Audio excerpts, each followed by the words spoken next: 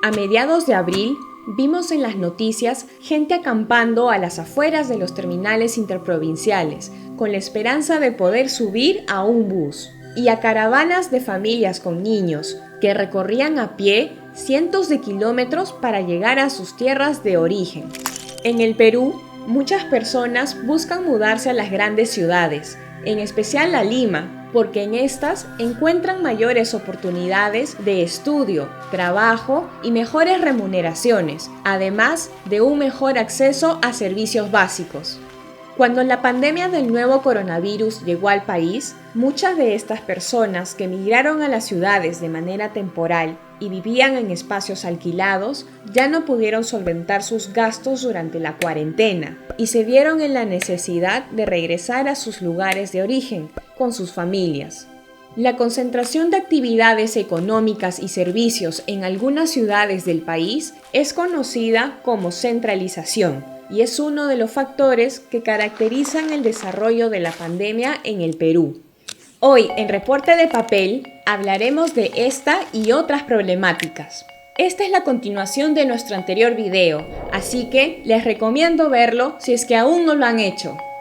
La centralización también afectó de otras formas la respuesta contra la COVID-19.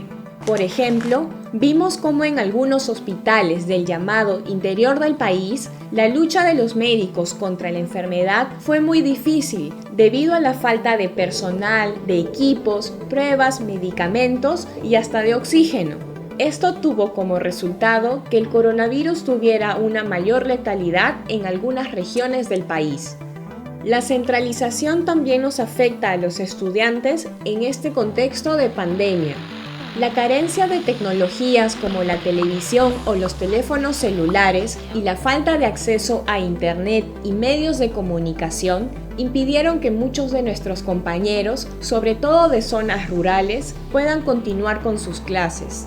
Aunque se prometió que nadie perdería el año escolar, esta situación puso en evidencia las desventajas que presentan muchos estudiantes cuando todos deberíamos poder aprender por igual para tener las mismas oportunidades. Es importante darnos cuenta de que la centralización se refuerza a sí misma. Como la mayoría de decisiones políticas se da en estos centros, se suele dar prioridad a estos mismos espacios y el resto queda relegado. Esto representa un gran obstáculo para la rápida reacción frente a eventos como esta pandemia. Pero de todas las razones y circunstancias que explican la crisis por el nuevo coronavirus, hay una que me inquieta mucho, porque de una manera u otra se encuentra en cada uno de nosotros. Mientras algunos peruanos arriesgaban sus vidas para salvarlas de otros y mantener el orden, otros no pensaban en los demás. Desabastecían las tiendas, salían sin mascarilla y hasta hacían fiestas o jugaban fulbito. ¿Por qué actuar así, de una manera tan egoísta? Otros actos eran incluso más despreciables. Había quienes jugaban con las líneas de emergencia y las saturaban. Otros buscaban desinformar a la gente difundiendo noticias falsas y algunos robaron los bonos destinados a las personas que más necesitaban. También hubo autoridades que se apropiaban de las donaciones y los fondos destinados a la lucha contra la pandemia y otras que hacían compras sobrevaloradas de medicamentos y equipos médicos. Pero estos no fueron los únicos que buscaron lucrar con la pandemia. Algunas personas ponían a la venta medicamentos e insumos falsificados, con potenciales efectos mortales. Y cuando más se necesitaba el oxígeno, algunos distribuidores subían los precios. Además, vimos cómo algunas clínicas sobrevaloraban los medicamentos y cobraban por las pruebas de descarte de coronavirus que el Estado había distribuido gratuitamente. Parecía que la salud y la vida se vendían al mejor postor. Quisiera creer que estas personas actúan sin conocer las consecuencias de sus acciones, que no son conscientes de que con sus actos atentan contra las vidas de todos, de sus propios amigos y familiares, y también de los nuestros. También quisiera creer que es un problema de individuos, pero estos casos no son uno, dos o tres, sino que son varios y a nivel nacional, y situaciones similares han marcado nuestra historia.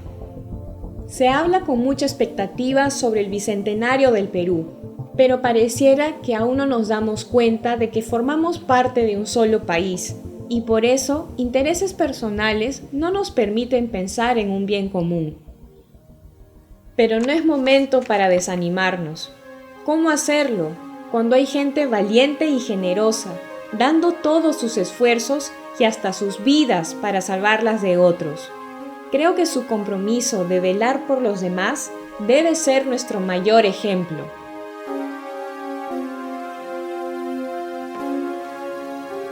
Cada uno de nosotros es responsable de definir el rumbo de nuestro país, siendo conscientes de que este nos afectará a todos como conjunto. Por eso, informémonos, debatamos y actuemos por el bien de todos, para que años más tarde, cuando se lea en los libros de historia sobre la época que nos ha tocado vivir, sientan orgullo de nosotros. Los informes de reporte de papel llegan hasta acá, pero la lucha contra la pandemia continúa. Sumemos esfuerzos para salir adelante y construir siempre un mejor país. ¡Hasta la próxima, amigos!